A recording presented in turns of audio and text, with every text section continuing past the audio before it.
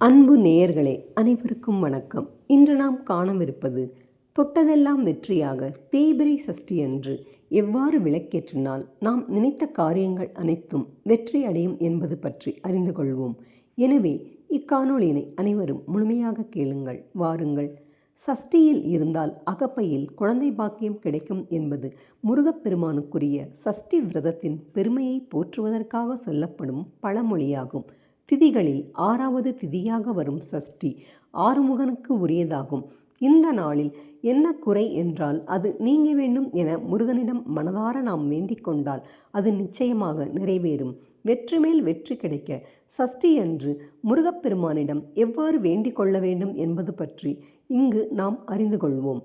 எனவே இக்காணொளியினை முழுமையாக கேளுங்கள். சஷ்டி என்பது முருகப்பெருமானுக்குரிய திதி.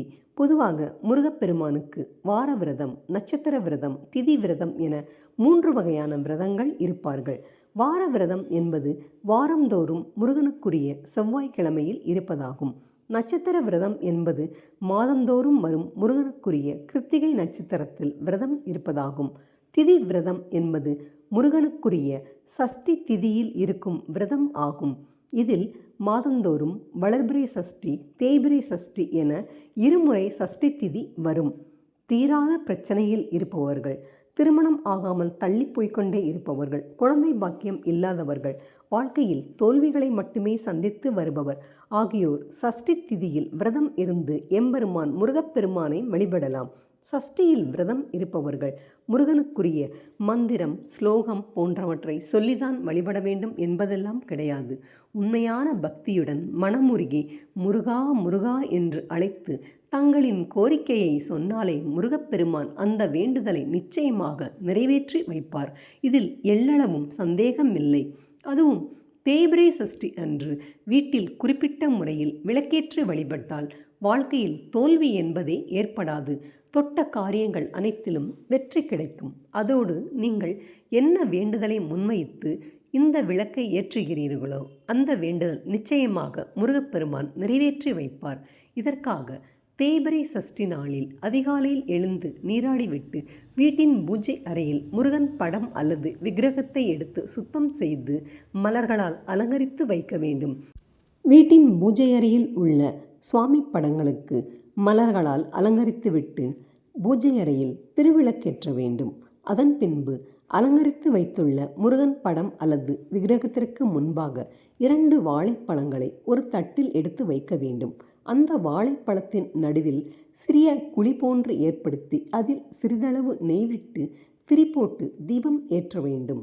பஞ்சாமிர்தம் எப்படி முருகப்பெருமானுக்கு மிகவும் பிரியமான அபிஷேக பொருளோ அதேபோல் இது முருகப்பெருமானுக்கு மிகவும் பிரியமான வேண்டுதலாகும். நெய் விளக்காக இதை ஏற்றுவது மிகவும் சிறப்பானது.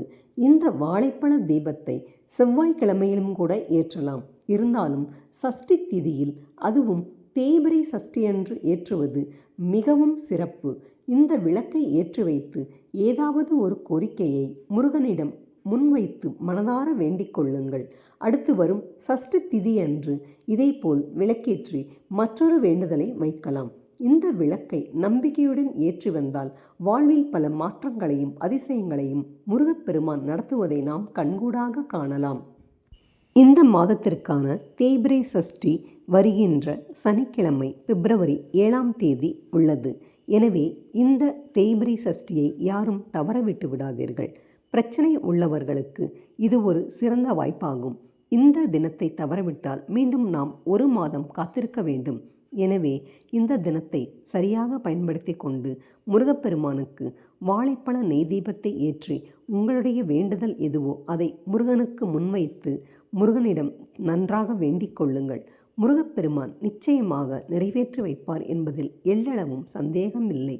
என்ன நேயர்களே, இக்காணொளி பிடித்திருந்ததா?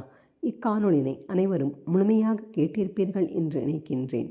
இக்காணொளி அனைவருக்கும் பயன் தரக்கூடிய ஒன்று. எனவே தாங்கள் கேட்டதோடு மட்டுமல்லாமல் மற்றவர்களுக்கும் பகிர்ந்து அவர்களும் இந்த தீபத்தை ஏற்றி முருகப்பெருமானின் அருளை பெறட்டும். இக்காணொளினை முழுமையாக கேட்ட அனைவருக்கும் மிக்க நன்றி, வணக்கம். மீண்டும் நாம் இதே போன்றதொரு சிறந்ததொரு காணொளியில் சந்திப்போம். நன்றி.